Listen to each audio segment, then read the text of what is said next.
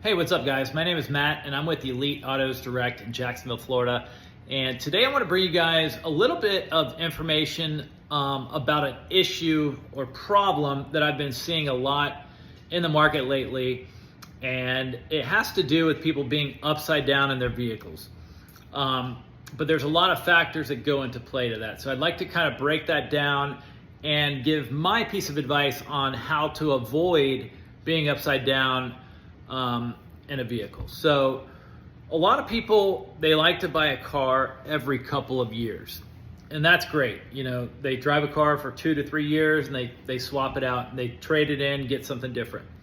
But the issue that I've been running into a lot lately is people are buried in their trade-ins. And when I say buried, I mean $10,000-$20,000 upside down. Some of these people I've seen lately.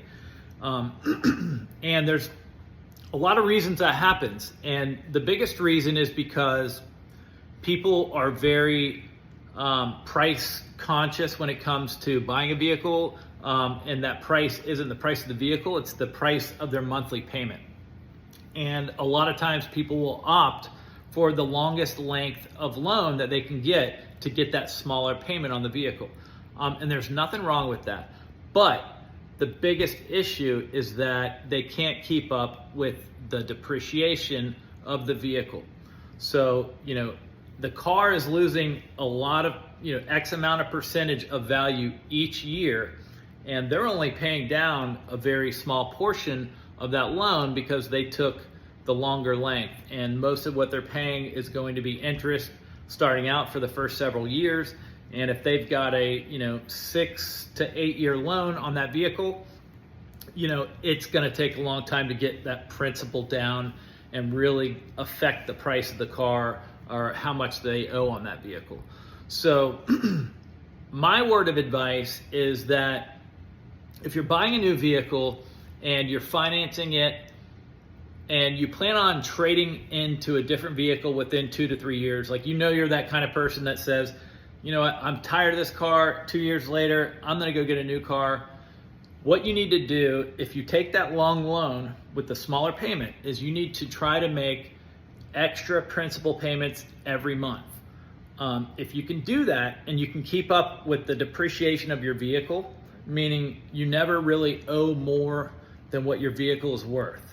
So you can look at NADA.com and get a value where it shows you estimated retail and trade value.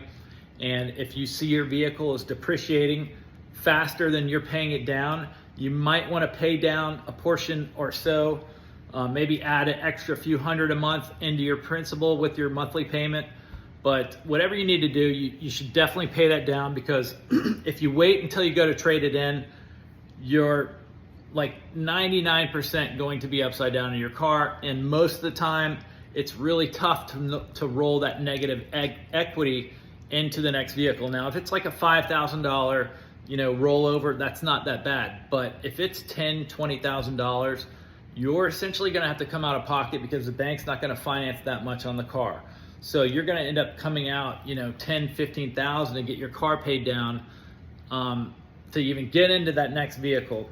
Or you're gonna roll, $5,000 to $8,000 in negative equity, and you're gonna be right back in the same spot you are, 2 to 3 years later. So, biggest word of advice for people, because I see this a lot and I hate to see people upside down.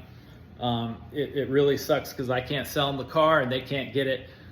So, my biggest advice is pay that principal down, make an extra payment or two as you go, and you will be in a lot better situation.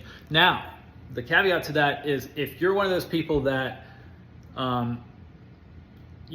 knows that you're going to keep that car for 10 years and you say, you know what, I don't need a new car. I'm going to drive this thing until the wheels fall off.